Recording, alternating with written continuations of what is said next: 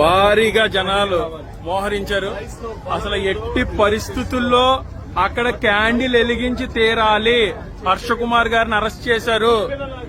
మేమేమి ఇక్కడ సంఘ విద్రోహ చర్యలు చేయట్లేదు. కేవలం ఇది క్రిస్టియన్స్ విశ్వాసం, వాళ్ళ తరపున నించుంటున్నాం. ఎట్టి పరిస్థితుల్లో చనిపోయిన చోట క్యాండిల్ వెలిగించడం నేరమా?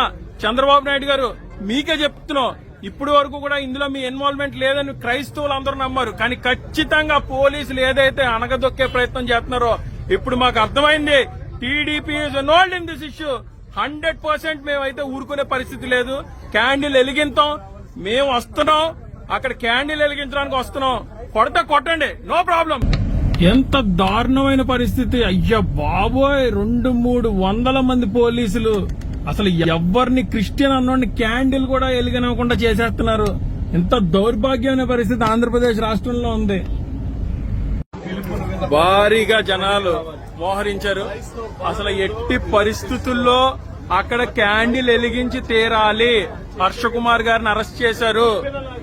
మేమేమి ఇక్కడ సంఘ విద్రోహ చర్యలు చేయట్లేదు. కేవలం ఇది క్రిస్టియన్స్ విశ్వాసం, వాళ్ళ తరపున నించుంటున్నాం.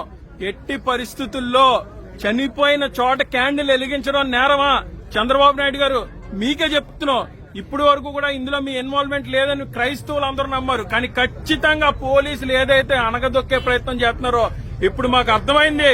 TDP is involved in this issue. 100% మేమైతే ఊరుకునే పరిస్థితి లేదు. క్యాండిల్ వెలిగింతాం. మేము వస్తున్నాం, అక్కడ క్యాండిల్ వెలిగించడానికి వస్తున్నాం.